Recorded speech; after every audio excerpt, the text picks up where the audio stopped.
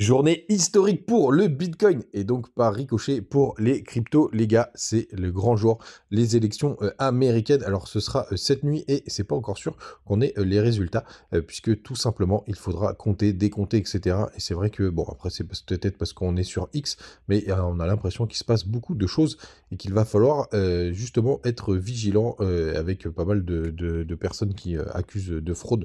On a vu ça sur X. Donc on va voir ce que ça va donner. Il y a quand même aussi un risque qu'on n'ait pas les informations cette nuit. En tout cas, le BTC ce matin, il perd 0,4%. On a Ether qui lui est à 2400 $, il perd 1,8%. Il a encore fait un nouveau plus bas face à BTC. C'est vraiment flippant. On a CryptoClebar qui est en grande forme ce matin. Il nous pousse un joli 10%. On a SHIB aussi qui pousse 4%. Au milieu de ça, on a TON qui perd 5%. Aussi des contre-performances, pas tant que ça en fait. Celui, lui, il prend un petit 2,5%. À mon avis, il va être un gros game changer sur ce bull run si on en a bien un. XMR, il prend 2%, CAS qui perd 4% ce matin. Et dans le bas du tableau du top 50, c'est IMX qui perd 1,3%. Et d'ailleurs, pour rappel, quand il y avait eu un gros décrochage, c'était notamment lié à la SEC qui les a attaqués. Et allez, je descends jusqu'à TIA qui perd 6%. Souvenez-vous, on a eu des très très gros unlocks. Donc ça m'étonne pas qu'ils perdent un peu plus que les autres. Les gars, on commence tout de suite. Bah, j'avais mis la Bitcoin dominance, mais elle s'est barrée. Elle est où ma petite Bitcoin dominance? Elle est là, ma BTCD, et qui nous fait vraiment des plus hauts sur plus hauts. C'est impressionnant ce qu'elle nous fait, cette Bitcoin dominance.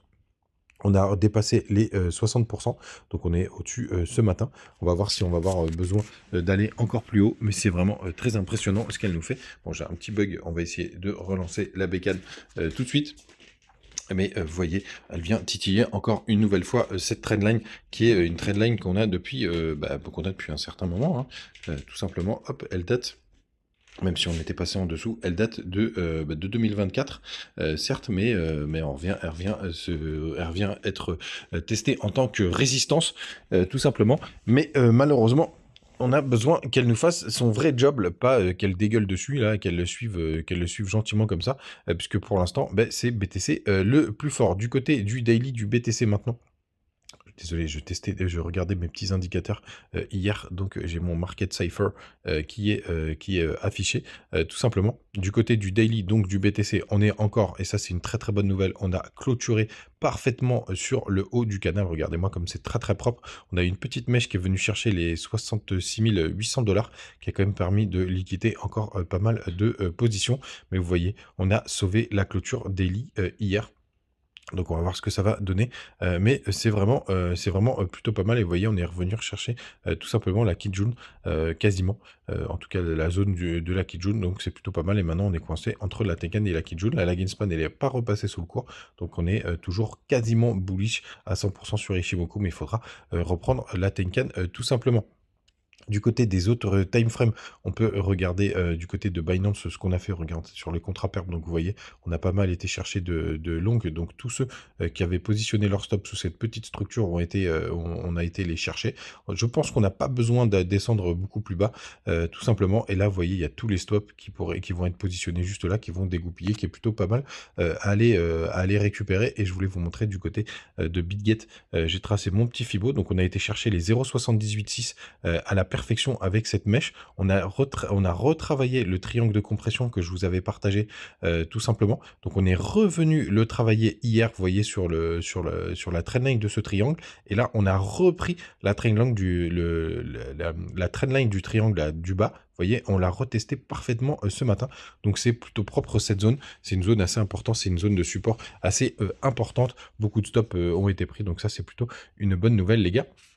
On va voir si c'est suffisant pour repartir, parce que bien évidemment, avec le catalyseur des élections, ça peut bouger dans tous les sens. La bonne nouvelle aussi, c'est qu'on a clôturé le petit gap CME, donc on voyait en 4 heures et 1 heure. Regardez, on a été le chercher à la perfection, une petite mèche un petit peu au-dessus, mais c'est vraiment très très propre.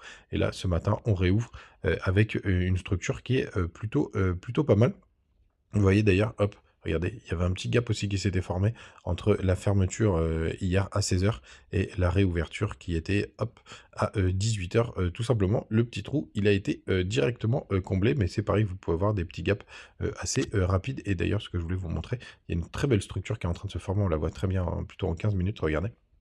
épaule, tête, épaule. Et là, pour l'instant, on est en train de repartir, les gars. Donc, j'espère que ça suffira. J'espère qu'on n'aura pas trop de volatilité et qu'on n'ira pas chercher trop de stop. Moi, je trouve ça plutôt pas mal qu'on ait eu cette grosse correction avant l'annonce des résultats. La question, c'est est-ce qu'on les aura vraiment aujourd'hui, les gars? N'hésitez pas à nous rejoindre du côté du Telegram. Toujours des petites news, des petites infos. Vous avez le petit bonus du côté de BitGet pour tous les nouveaux, avec 20 USDT directement en cash si vous vous inscrivez avec le lien qui est juste là. Il faut faire votre KYC et faire un petit trade, mais un petit trade de tout simple puisqu'il vous suffit d'acheter sur le spot ou faire un petit peu de trading. Mais bien entendu, gare à vous si vous faites ça, d'autant plus qu'on a eu encore 200 millions de liquidations hier. Les fundings, ils sont toujours à 0,1% du côté de Binance. Alors c'est un petit peu plus bas sur les autres, je sais pas pourquoi ils ne les affichent pas ce matin. On va peut-être essayer de voir avec celui-là. Hop. Bah non, je sais pas pourquoi il ne met pas Binance, etc. Mais bon, le premier, on sait que c'est Binance. Il y a beaucoup de cryptos qui ont des fundings négatifs. C'est très très bon ça, les gars, hein, les fundings négatifs, hein, parce que ça permet tout simplement de dire que on est vraiment survendu pour le coup. Donc ça, c'est une très très bonne nouvelle. Donc on espère que ça va rester ainsi et ce sera aussi très très chouette. Est-ce que mon... non, il n'est pas encore mon chou, il est toujours pas en funding négatif du côté de BitGet. Sinon, les liquidations, hier, on a été chercher pas mal de liquidités. Regardez, dès qu'on a des gros pics comme ça, on a été les chercher. Quand on prend sur les plus grandes time frames, alors je vais vous en mettre une qui va faire un peu flipper, mais quand même que vous soyez au courant. Il y a quand même pas mal de liquidités qui sont encore disponibles au sud, pardon. Donc attention, mais j'espère que désormais, on a quand même pas mal assez travaillé toute cette partie-là. Tout simplement, les gars, du côté des autres indicateurs, il n'y a pas grand chose de très intéressant. On peut aller regarder si vous voulez la chart avec les fundings, etc. On voit que sur ce dip, il y a eu très peu d'intérêt ouvert. Et ça, c'est plutôt une bonne nouvelle. Vous voyez, juste là, on est resté très très stable. Tout simplement parce que vous avez pas mal de gens qui flippent. Et ça, c'est plutôt chouette, tout simplement. Alors par contre, il y a quand même un ratio long-short qui est quand même beaucoup plus important pour les longues du côté de Binance, et les top traders sont toujours full long. Donc à mon avis, ils ont racheté tout simplement ce dip en espérant tout simplement qu'on arrive à reprendre des plus hauts niveaux. En tout cas, sachez que si on a un dip plus profond, le plus logique, c'est d'aller chercher les stops sous cette petite mèche juste là, donc jusqu'au, allez, à peu près 64 200 $. 400 $, ça nous ferait retester toute cette structure qui est juste là. Et si on enlève cette mèche d'excès qui pourrait être un joli W. Donc les gars, on va voir ce que ça va donner. Mais sachez que voilà, pour moi, la target minimale ultime, si jamais on a besoin d'aller plus bas, c'est aux alentours des 64 400, 60 000 et 64 200. C'est ce qui me paraîtrait assez plausible si on a besoin d'aller plus bas. ETH-BTC qui continue de chercher du pétrole. Il est épuisant. En plus, la mauvaise nouvelle, c'est qu'on a traversé ma petite trendline qui faisait pourtant très très bien son job depuis un certain moment. Vous voyez, juste là. Et là, on a martelé donc ce support. Bon, par contre, on est arrivé en zone de survente. Donc, pour le coup, ça, c'est plutôt une bonne nouvelle. On verra ce que ça va donner. On finit avec la crypto du jour. Mais avant, n'hésitez pas à me rejoindre aussi du côté de Twitter. Hier, j'ai pas mal tweeté sur les petites news, sur tout ce qui se passait, le gap CM, l'épaule, tête, épaule, etc. Donc, n'hésitez pas à me rejoindre là-bas. C'est des infos en continu et la crypto du jour. N'hésite pas à mettre la tienne en commentaire, tout simplement pour que je l'analyse dès demain. Et ben la crypto du jour, c'est GRT qui m'a été demandé. Alors GRT, sachez que c'est plutôt pas mal ce qu'il nous fait, tout simplement, parce que vous voyez, on fait des pumps, on redescend, on corrige, on refait des pumps, ici on en a fait un petit peu, et là on recorrige. On est sur une zone qui est hyper importante, vous voyez, c'est un très très bon support. C'est plutôt propre ce qu'on a fait du côté de GRT. Alors je sais que y en a beaucoup qui sont exposés à GRT. Tout simplement, je pense malheureusement que c'est une crypto qui ne va pas retrouver son... pardon, je sais pas ce que j'ai branlé. Qui ne va pas retrouver son ATH.